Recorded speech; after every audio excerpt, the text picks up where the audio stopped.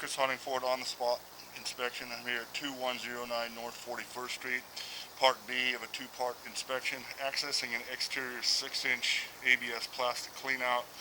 Had the water running inside for the last 10 minutes. Got the camera going into the line now.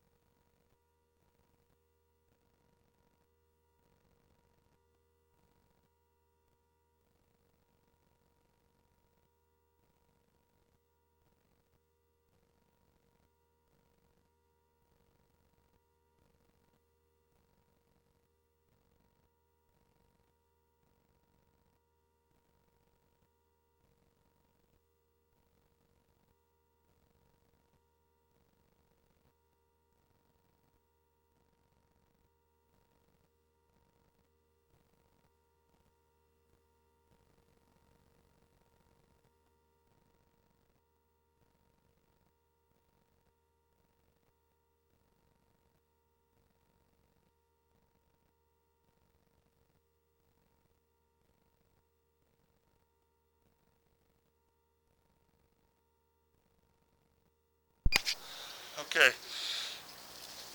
here we are at approximately 136 feet. I'm going to go locate this, see where we are in relation to the main lateral. Rigid.